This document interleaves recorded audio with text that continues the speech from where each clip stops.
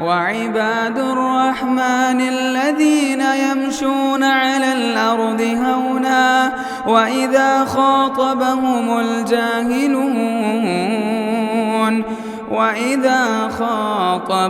الجاهلون قالوا سلاما۔ محترم بزرگوں، ملت اسلامیہ کے نوجوانوں، پیارے بچوں، پردہ نشین ماؤں اور بہنوں، ہر طرح کی تعریفات اس اللہ رب العالمین کے لیے لائق اور سزاوار ہے جس اللہ رب العالمین نے اپنے سب سے پہلے گھر کو عظمت اور رفعت بخشی۔ بعدہ لاکھوں کروڑوں درود و سلام کا نزول ہو پیارے نبی صلی اللہ علیہ وسلم پر کہ آپ صلی اللہ علیہ وسلم نے رب کے پہلے گھر کے احکامات کو، اس کی عظمتوں کو اور اس کی فضیلتوں کو رب کے بندوں کے سامنے بیان فرمایا۔ حضرات، ہم جس مہینے سے گزر رہے ہیں یہ حرمت والا مہینہ ہے، اور اس کے بعد لگاتار 2 مہینے حرمت والے ہیں، یعنی کہ یہ حرمت والا مہینہ ذی القعدہ ہے، اس کے بعد والا مہینہ ذی الحج اور اس کے بعد والا مہینہ محرم۔ یہ 3 مہینے لگاتار حرمت والے ہیں، اور چوتھا مہینہ حرمت والا رجب ہے۔ ان مہینوں کو اللہ رب العالمین نے احترام عطا فرمایا ہے اس طور پر کہ ان مہینوں میں ظلم و زیادتی نہ ہو۔ جہاں ان مہینوں کی اور ساری خصوصیات ہیں، ان خصوصیات میں سے ایک بڑی خصوصیت یہ ہے کہ اس مہینے میں دنیا کے کونے کونے سے مسلمان حج بیت اللہ کا سفر کرتے ہیں، کعبۃ اللہ شریف کا دیدار کرتے ہیں، اس کے چکر لگاتے ہیں اور اللہ رب العالمین کی خاطر وہاں پر عبادتیں کرتے ہیں۔ دنیا کے کونے کونے سے، کیا عرب ہو، کیا عجم ہو، کیا امریکہ ہو، کیا افریقہ ہو، یوں کہیے کہ مسلمانوں کا ایک ٹھاٹے مارتا ہوا سمندر حج بیت اللہ کی طرف رواں دواں ہوتا ہے، اور وہاں پر پہنچ کر اللہ کے پہلے گھر کا دیدار کرتا ہے، وہاں پر عبادتوں کو انجام دیتا ہے۔ تو اس مناسبت سے میں نے آپ کے سامنے اس اللہ رب العالمین کے گھر کی کیا فضیلت ہے، اس کی کیا عظمت ہے، اس حوالے سے 2 چند باتیں آپ کے سامنے رکھنے کا ارادہ کیا ہے۔ حضرات، قرآن مجید کی جو آیت میں نے آپ کے سامنے پڑھ کر سنائی، اس کی سب سے پہلی خصوصیت کو بیان کرتی ہے اور یہ کہتی ہے ان اول بیت وضع للناس للذی ببکہ، کہ لوگوں، اس زمین پر سب سے پہلا گھر جو بنایا گیا ہے وہ مکہ میں ہے۔ اللہ کا گھر اس روئے زمین پر جو بنایا گیا ہے وہ مکہ میں ہے۔ تو اس سے بات معلوم ہوئی کہ سب سے پہلا عبادت خانہ کعبۃ اللہ ہے، کہ اس سے پہلے کوئی عبادت خانہ نہ تھا۔ سب سے پہلا بیت اللہ وہ کعبہ ہے کہ جس سے پہلے کوئی بیت اللہ نہ تھا۔ یہودی لوگ کہا کرتے تھے سب سے پہلا عبادت خانہ مسجد اقصیٰ ہے، جبکہ اللہ کے رسول صلی اللہ علیہ وسلم نے بات ارشاد فرمائی خانہ کعبہ کی تعمیر کے 40 سال بعد مسجد اقصیٰ بنائی گئی۔ جب انہوں نے دیکھا کہ اللہ رب العالمین نے آسمان سے آیت نازل کی کہ مسلمانوں فَوَلُّوا وُجُوهَكُمْ شَطْرًا، اپنے ڈائریکشن کو اور اپنے قبلے کو چینج کر کے مسجد اقصیٰ سے چینج کر کے بیت الحرام اور قبلے کی طرف منہ موڑ لیجئے، تو یہودیوں نے طعنہ دیا اور کہا سب سے پہلا گھر تو مسجد اقصیٰ ہے اور تم نے اپنا ڈائریکشن چینج کر کے بیت الحرام کو قبلہ بنا لیا۔ اللہ نے آسمان سے آیت نازل کی اور کہا ان اول بیت وضع للناس للذی ببکہ، لوگوں اس روئے زمین کا سب سے پہلا گھر مسجد اقصیٰ نہیں بلکہ وہ گھر ہے جو کہ مکۃ المکرمہ میں ہے۔ تو اس کی سب سے پہلی خصوصیت یہ ہے کہ اللہ کا یہ سب سے پرانا گھر ہے، اللہ کا یہ سب سے پہلا گھر ہے۔ نہ جانے کتنے نبیوں نے اس کا قصد کیا ہے، کتنے نبیوں نے اس گھر کا طواف کیا ہے، کتنے نبیوں نے یہاں پہنچ کر نمازیں ادا کی ہے، کتنے نبیوں نے یہاں پہنچ کر اللہ رب العالمین سے دعائیں اور عبادتیں کی ہے۔ ان اول بیت وضع للناس للذی ببکۃ مبارکا وہدی للعالمین۔ اور اس کی عظمت کا دوسرا حوالہ میں آپ کے سامنے رکھنا چاہوں گا، وہ یہ ہے کہ اللہ کے رسول صلی اللہ علیہ وسلم نے ارشاد فرمایا، جب ہم قضائے حاجت کے لیے بیٹھیں، اپنی ضرورت مکمل کرنے کے لیے بیٹھیں، تو آپ نے فرمایا فَلَا تَسْتَقْبِلُوا الْقِبْلَةَ وَلَا تَسْتَدْبِرُوهَا، نہ ہی تو پیٹھ خانہ کعبہ کی طرف ہونا چاہیے اور نہ ہی تو رخ خانہ کعبہ کی طرف ہونا چاہیے۔ جب ہم واش روم کے لیے بیٹھے، نہ ہی تو ہمارا چہرہ قبلے کی طرف ہونا چاہیے اور نہ ہی تو ہماری پیٹھ خانہ کعبہ کی طرف ہونا چاہیے۔ بعض اہل علم نے کہا یہ جو حکم ہیں یہ کھلے میدانوں میں ہیں اور یہ صحراؤں میں ہیں اور کھلی زمین میں ہیں، جہاں پر باقاعدہ ٹوائلٹ بنایا جائے وہاں جس طرف چاہیں آپ رخ کر سکتے ہیں، لیکن کھلے میدانوں میں اور کھلے جگہوں میں اللہ رب العالمین کے نبی جناب محمد رسول اللہ صلی اللہ علیہ وسلم کا یہ فرمان ہے کہ نہ ہی تو پیٹھ کیا جائے اور نہ ہی تو رخ کیا جائے۔ یہ خانہ کعبہ کا احترام ہے، یہ اس کی عظمت ہے اور یہ اس کی فضیلت ہے۔ اور دوسری حدیث میں اللہ کے رسول صلی اللہ علیہ وسلم نے فرمایا، جب تمہیں تھوکنا ہو تو تمہارا منہ قبلے کی طرف نہیں ہونا چاہیے۔ عام طور پہ لوگ اس کا خیال نہیں کرتے، اس کا اہتمام نہیں کرتے۔ لوگوں کے درمیان یہ مشہور ہے کہ خانہ کعبہ کی طرف یا قبلے کی طرف پیر لمبے کر کے نہیں بیٹھنا چاہیے۔ پیر لمبے کر کے بیٹھ سکتا ہے لیکن تھوکنا منع ہے۔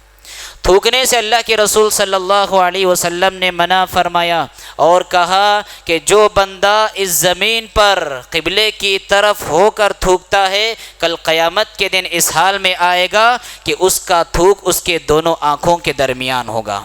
یہ خانہ کعبہ کا احترام ہے، یہ قبلۃ الموحدین کا احترام ہے، یہ قبلۃ المسلمین کا احترام ہے، یہ کعبۃ اللہ کا احترام ہے، یہ مسجد حرام کا احترام ہے کہ اس کی طرف تھکنے سے، رخ کر کے تھکنے سے اللہ کے رسول صلی اللہ علیہ وسلم نے منع فرمایا ہے۔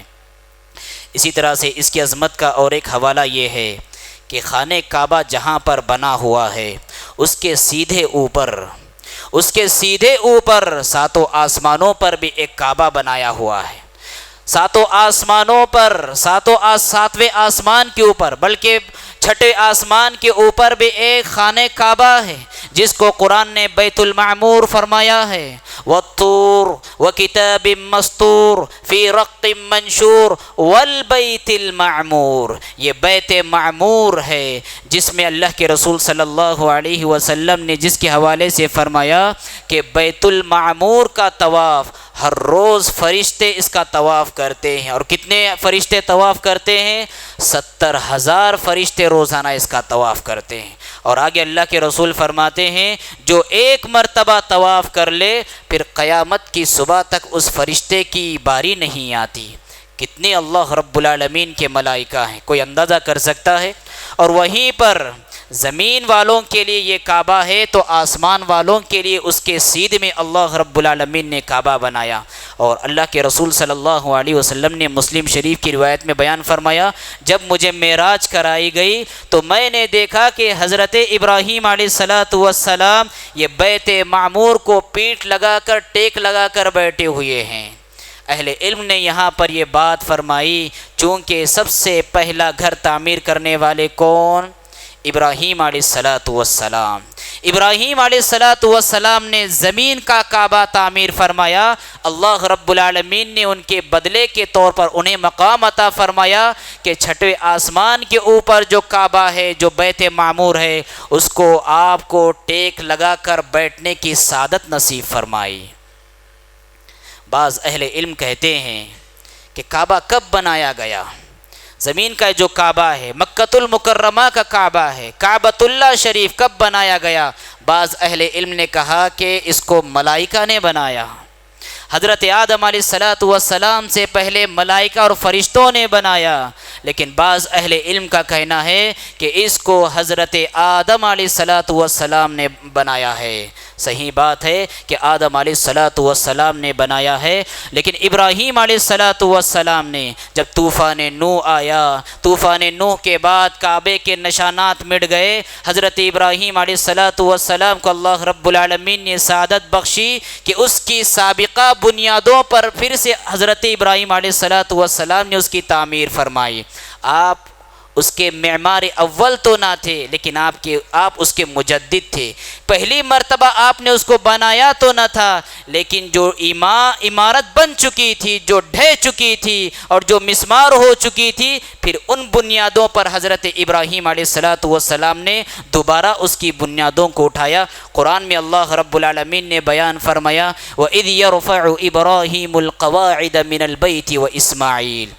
تو یہ روئے زمین کا پہلا گھر ہے جس کو یا تو ملائکہ نے تعمیر کیا یا حضرت آدم علیہ السلام نے تعمیر فرمایا۔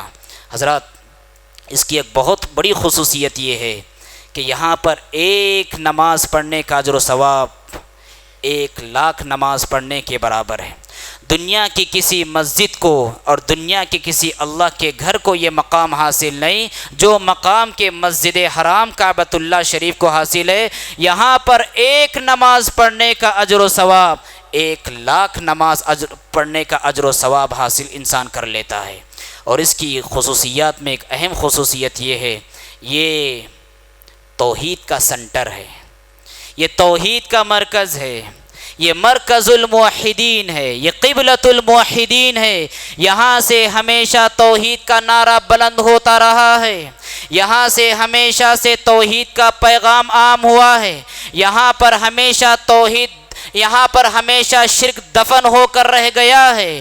حضرت ابراہیم علیہ السلام کے حوالے سے اللہ رب العالمین نے بات ارشاد فرمائی وَإِذْ بَوَّأْنَا لِإِبْرَاهِيمَ مَكَانَ الْبَيْتِ أَلَّا تُشْرِكْ بِي شَيْئًا، اور جب ہم نے ابراہیم علیہ السلام کے لیے خانہ کعبہ کی تجویز فرمائی، اس پیغام کے ساتھ آپ کو بھیجا أَلَّا تُشْرِكْ بِي شَيْئًا۔ یہاں پر توحید کا پیغام عام کرنا ہے، یہاں بتوں کو مسمار کرنا ہے، یہاں پر توحید کا جھنڈا لہرانا ہے، اور یہاں پر توحید کی صدا بلند کرنا ہے۔ اللہ تشرک بی شیئا وطہر بیتی للطائفین والقائمین والرکع السجود۔ اور اللہ رب العالمین نے اس پیغام کے ساتھ بھیجا کہ میرے اس گھر کو، اللہ نے میرا گھر کہا ہے، سبحان اللہ، میرے اس گھر کو تم پاک صاف رکھو۔ کیسے پاک صاف رکھو؟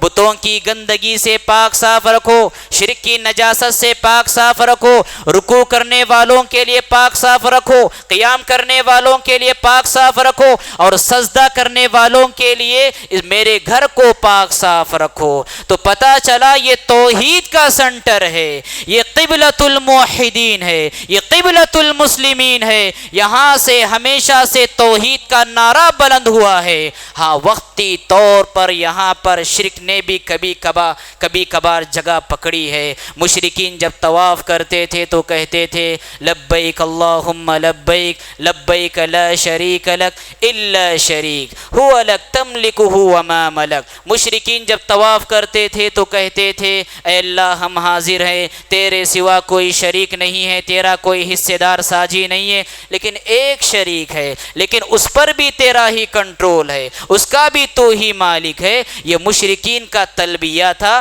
یہ مشرکین کی دعائیں تھی جو خانہ کعبہ کا طواف کرتے ہوئے وہ کہتے تھے۔ غور کرنے کی بات ہے، زمانے جاہلیت کے مشرکین یہ تلبیہ کہتے تھے، یہ دعا کرتے تھے کہ کوئی شریک نہیں، ایک شریک ہے، لیکن اس پر بھی تیرا کنٹرول ہے، اس کا بھی تو ہی مالک ہے۔ وہ ہم کو دیتے ہیں لیکن تو اس کو دیتا ہے، وہ تیرے دینے پر ہم کو دیتے ہیں۔ اور دور جدید کے بہت سارے مشرکین کا بھی ایسا عقیدہ ہے، وہ کہتے ہیں ہم جو چڑھاوے چڑھاتے ہیں، ہم جو نذرانے اتارتے ہیں، ہم جو طواف کرتے ہیں، ہم جو دعائیں مانگتے ہیں، یہ اللہ تو نہیں نہیں ہے، یہ خدا تو نہیں ہے، یہ خود سے دیتے تو نہیں ہے، اللہ انہیں نوازتا ہے تو وہ ہمیں نوازتے ہیں، اللہ انہیں عطا کرتا ہے تو وہ ہمیں عطا کرتے ہیں، اللہ انہیں دیتا ہے تو وہ ہمیں دیتے ہیں۔ سبحان اللہ، تشابہت قلوبہم، کتنے ملے جھلے افکار ان کے ہیں۔ آج کی رات گزشتہ رات سے کتنا زیادہ متشابہت رکھنے والی ہے۔ تو وقتی طور پر خانہ کعبہ میں شرک پنپا، وقتی طور پر وہاں پر شرک موجود رہا۔ اللہ کے رسول صلی اللہ علیہ وسلم کے زمانے میں فتح مکہ سے پہلے 360 بت یہاں پر تھے۔ جب فتح مکہ ہوا، اللہ کے رسول صلی اللہ علیہ وسلم ایک لاٹھی اپنے ہاتھ میں لیتے ہیں اور سارے ہی بتوں کو مسمار کرتے ہیں، اور آپ کی زبان پر یہ آیت ہوتی ہے وَجَاءَ الْحَقُّ وَزَهَقَ الْبَاطِلُ إِنَّ الْبَاطِلَ كَانَ زَهُوقًا۔ حق آیا، توحید آ گیا اور باطل مٹ گیا، شرک پیٹ پھیر کر بھاگنے لگا، اور باطل کی تقدیر میں ہمیشہ مٹنا ہی ہے، شرک کی قسمت میں ہمیشہ سے پیٹ پھیر کر بھاگنا ہی لکھا ہوا ہے۔ وقتی طور پر یہاں پر شرک گرچہ رہا ہو، لیکن ہمیشہ سے یہاں پر توحید کا پیغام عام ہوا ہے۔ کتنے لوگ ہیں خانہ کعبہ جاتے ہیں، شرک ان کی زندگی میں تھا، موحد بن کر لوٹتے ہیں۔ درگاہوں سے ان کے تعلقات ہوتے ہیں، لیکن وہاں کا روحانی منظر دیکھتے ہیں، آتے ہیں تو اللہ کے پرستار بنتے ہیں۔ اولیاء پرستش کا مزاج رکھنے والے خانہ کعبہ جاتے ہیں، عمرہ کرتے، وہاں کا روحانی منظر انہیں بھاتا ہے، دل کی دنیا ایسی بدل جاتی ہے کہ موحد بن کر اپنے وطن لوٹتے ہیں۔ یہ توحید کا مرکز ہے، یہ توحید کا سنٹر ہے، اور سبحان اللہ، یہ توحید کا سنٹر، اللہ کے رسول صلی اللہ علیہ وسلم نے بات ارشاد فرمائی۔ اس خصوصیت کے حوالے سے آپ یہ بھی دیکھیں کہ اس توحید کے سنٹر کی ہمیشہ سے اللہ نے حفاظت کی ہے۔ دنیا کی اور مسجدیں ہیں، دنیا کی اور مسجدیں ہیں، دشمن انہیں ڈھاتے ہیں، دشمن انہیں گراتے ہیں، دشمن انہیں توڑ پھوڑ کرتے ہیں، لیکن یہ توحید کا سنٹر، یہ خانہ کعبہ، یہ کعبۃ اللہ، یہ مسجد حرام، اس کو یہ خصوصیت حاصل ہے کہ اس کا نگہبان اور نگران اللہ رب العالمین ہے۔ ملائکہ اس کی نگہبانی کرتے ہیں۔ تاریخ میں جب کبھی ذلیلوں نے، تاریخ میں جب کبھی نافرمانوں نے اس کی طرف غلط نگاہ اٹھائی اور اس کو ڈھانے کی کوشش کی ہے، اللہ رب العالمین نے ان کے وجود کو اس زمین سے ڈھا دیا ہے۔ اس کو تباہ کرنے کی نیت کرنے والوں نے اللہ رب العالمین نے انہیں تباہ و برباد کر دیا ہے۔ بہت مشہور واقعہ ہے، سورہ فیل کے حوالے سے مفسرین نے کہا ہے، اللہ رب العالمین، ایک یمن کا ایک بادشاہ جس کا نام ابرہۃ الاشرم تھا، اس نے گرجا گھر بنایا ہوا تھا، وہاں پر آ کر کسی نے گندگی پھیلا دی، اور گندگی پھیلانے کے بعد وہ آپے سے باہر ہوتا ہے، غصے میں آ جاتا ہے اور اپنا ایک بڑا لشکر تیار کرتا ہے، اور نیت کیا ہوتی ہے، خانہ کعبہ جاؤں گا اور اس کو ڈھا دوں گا۔ بڑا لشکر لے کر جب وہ نکلتا ہے، وادی محصر میں پہنچتا ہے، وادی محصر میں پہنچتا ہے تو لشکر کا جو سب سے بڑا ہاتھی ہے وہ وہیں پر بیٹھ جاتا ہے، اس کو اٹھانے کے لیے آہنی تیروں سے اس کو مارا جاتا ہے، اس کی سونٹ میں زنجیریں ڈال کر اسے گھسیٹنے کی کوشش کی جاتی ہے، وہ زخمی ہو جاتا ہے، اسے دائیں موڑا جاتا ہے تو مڑ جاتی ہے، وہ بائیں موڑا جاتا ہے تو مڑ جاتی ہے، لیکن جیسے ہی خانہ کعبہ کی طرف اسے ہانکا جاتا ہے وہ اٹھنے کے لیے تیار نہیں ہوتا۔ تھوڑی ہی دیر میں اللہ رب العالمین ابابیل کو بھیجتے ہیں، پرندوں کو بھیجتے ہیں، جن پرندوں کے چونچوں اور ان کے ٹانگوں میں کہ سبحان اللہ چنے اور مسور کے برابر کنکر ہوتے ہیں، لیکن ایک ایک فوجی پر اور ایک ایک ہاتھی پر جیسا ہی وہ کنکر گرا دیتے ہیں، توپ سے بڑھ کر توپ کے گولوں سے بڑھ کر یہ مسور کے دانے کی مانند کنکریاں کام کر گزرتی ہے، بندوق کی گولیوں سے کہیں زیادہ ہلاک و برباد یہ کرتی ہے، اور خود فوج کا جو سربراہ ہوتا ہے اللہ رب العالمین اس کے جسم کو ایسے جھڑا دیتے ہیں کہ تباہ و برباد ہو جاتا ہے۔ تاریخ میں جب کبھی ذلیلوں نے، نافرمانوں نے، باغیوں نے کعبۃ اللہ کی طرف غلط نگاہ اٹھائی، اللہ رب العالمین نے صفحہ ہستی سے انہیں مٹا دیا اور آنے والی نسلوں کے لیے انہیں نشان عبرت بنایا۔ اور اللہ کے رسول صلی اللہ علیہ وسلم نے فرمایا، آخری زمانے میں آخری زمانے میں ایک بہت بڑا لشکر آئے گا، بہت بڑا لشکر آئے گا، اور ان کے ساتھ بڑے بڑے بازار بھی ہوں گے۔ ابن عثیمین رحمۃ اللہ علیہ نے یہاں پر لکھا ہے، اس لشکر کی کثرت تعداد پر اگر آپ کو بیان کرنا ہو تو آپ اس سے اندازہ لگائیں کہ ان کے ساتھ بڑے بڑے بازار ہوں گے۔ کیا انجام ہوگا ایسوں کا؟ جب وادی بیدا میں اتریں گے، بیدا نامی مقام میں اتریں گے، یخسف باولہم وآخرہم، زبردست زلزلہ صادر ہو جائے گا، سارے کے سارے لوگ زلزلے کے زد میں آ کر تباہ و برباد کر دیے جائیں گے۔ ماں عائشہ صدیقہ رضی اللہ تعالی عنہ فرماتی ہیں، اے اللہ کے رسول صلی اللہ علیہ وسلم، ٹھیک ہے بہت سارے لوگ خانہ کعبہ کو ڈھانے کی نیت سے آ رہے ہوں گے، وہ زلزلے کی زد میں آئیں، لیکن کچھ لوگ ایسے بھی ہوں گے جن کی نیت ایسی نہ تھی ہوگی۔ تو اللہ کے رسول صلی اللہ علیہ وسلم نے فرمایا، ٹھیک ہے ایسے لوگوں کو اللہ رب العالمین ان کی نیتوں کے مطابق ان کے حق میں فیصلہ کر فرمائے گا۔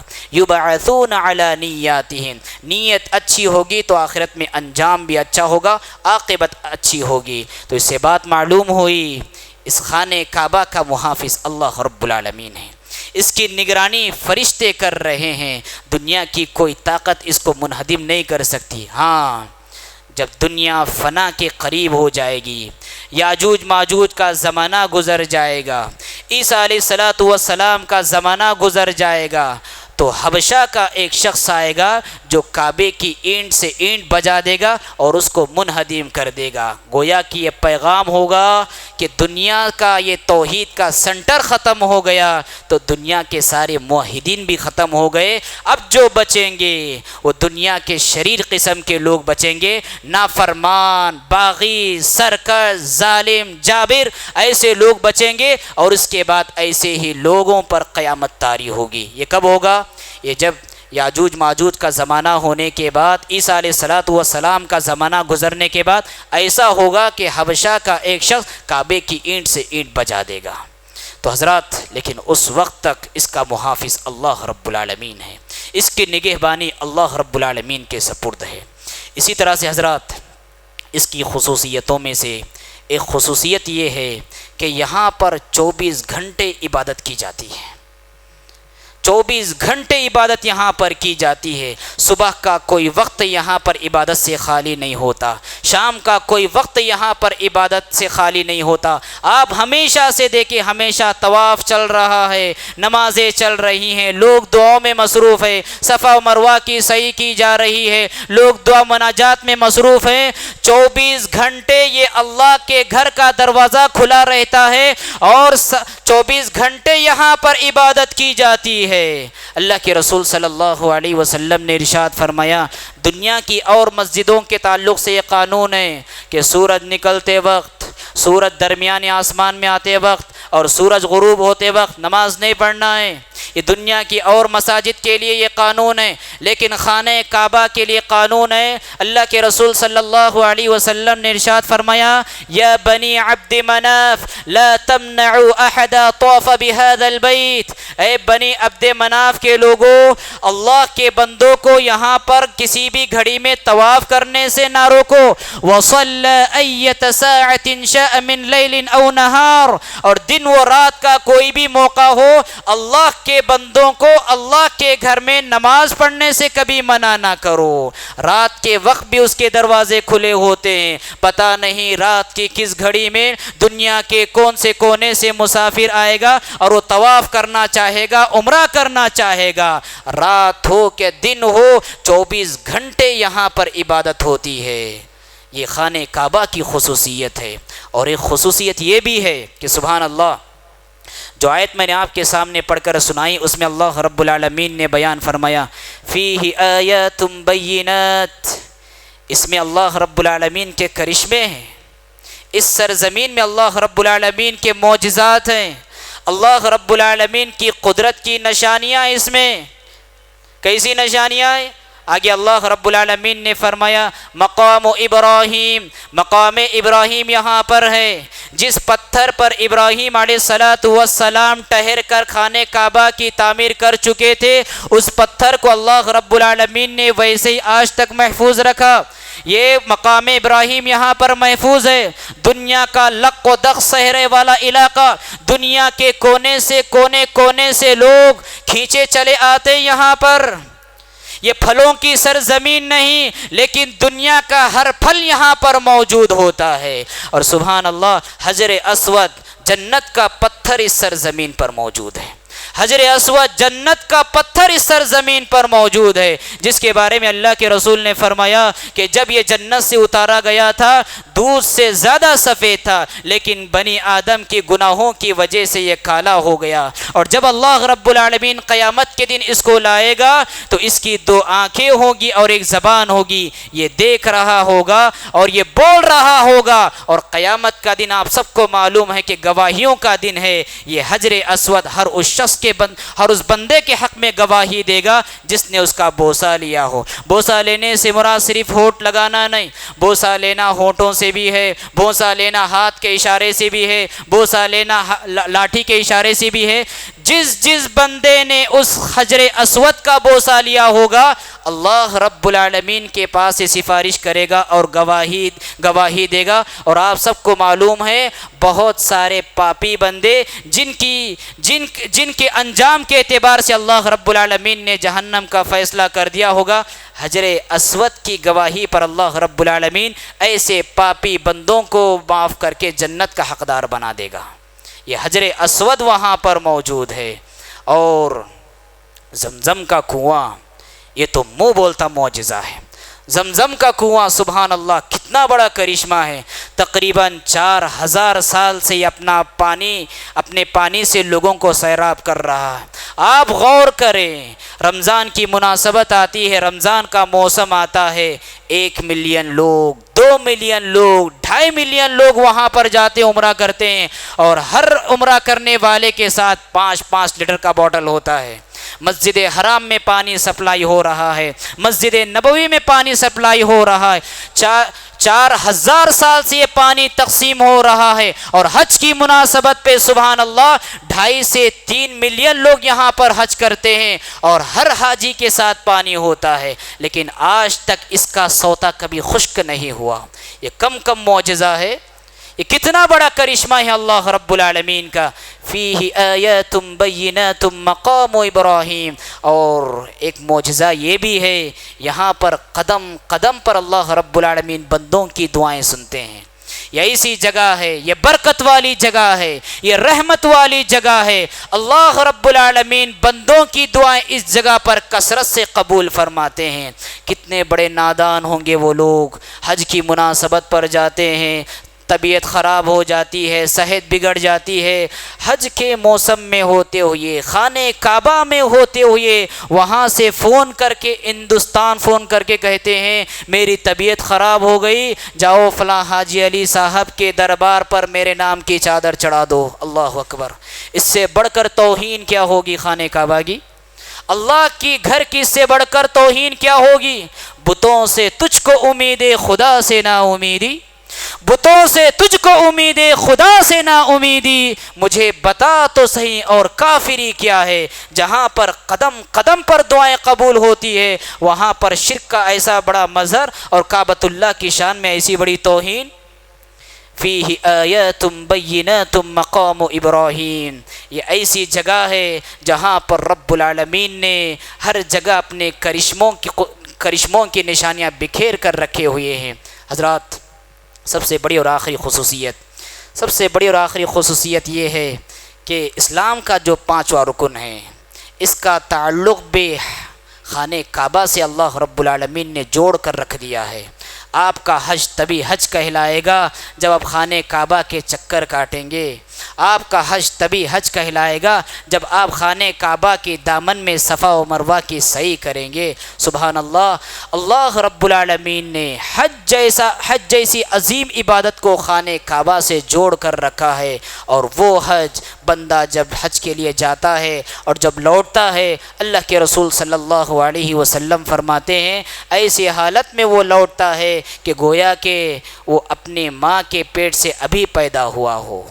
جس طرح ایک معصوم بچہ ماں کی پیٹ سے پیدا ہونے کے بعد معصوم عن الخطا ہوتا ہے، ویسے ہی حاجی صاحب جب حج سے لوٹتے ہیں اس میں کوئی گناہ نہیں کرتے تو اس حال میں لوٹتے ہیں سبحان اللہ کہ ساری گناہیں ان کے معاف کیے جاتے ہیں۔ یہ بہت بڑی خصوصیت ہے، یہ بہت بڑی عظمت ہے اور یہ بہت بڑی اہمیت ہے حضرات۔ لیکن یاد رکھنا چاہیے کہ بہت سارے لوگ طرح طرح کے کام بھی کرتے ہیں، جیسے وہاں پر جانے کے بعد خانہ کعبہ کے غلاف سے لوگ تبرک حاصل کرتے ہیں۔ غلط بات ہے، خانہ کعبہ کی دیواروں کو لوگ چومتے ہیں، شریعت نے خانہ کعبہ کی دیواروں کو چومنے کا حکم نہیں، حجر اسود کو چومنے کا حکم دیا ہے۔ اور بہت سارے لوگ یہ تماشا بھی کرتے ہیں کہ اس کی جو فوٹو ہوتی ہے یا اس کے دروازے کی جو فوٹو ہوتی ہے وہاں سے خرید کر لا کر اپنے گھر میں ٹنگاتے ہیں اور برکت اور تبرک اسے سمجھتے ہیں۔ اور بہت سارے نادان تو ایسے بھی ہیں جو عید میلاد کا موقع جب آتا ہے تو خانہ کعبہ کی ہو بہو اسٹیچو بناتے ہیں، اس کا مجسمہ بناتے ہیں، اس کی شبیہ بناتے ہیں اور ویسے ہی طواف کرتے ہیں، ویسے ہی اس کا طواف کرتے جیسے کہ وہاں پر طواف کیا جاتا ہے۔ اور بہت سارے نادان ایسے ہوتے ہیں، اللہ دین جس سے لیتا ہے ان کی عقلیں بھی اللہ رب العالمین چھین لیتا ہے۔ بعض ممالک والے ایسے بھی ہیں جنہوں نے اپنے ملکوں میں خانہ کعبہ تعمیر کر رکھا ہے اور زمزم کا پانی بھی وہاں پر نہ جانے انتہائی غلیظ، انتہائی پلید اور انتہائی بدبودار پانی کو سبحان اللہ زمزم کا نام دے کر لوگوں کو شرک کے دروازے کی طرف کھینچنے کی لوگوں نے کوشش کی ہے۔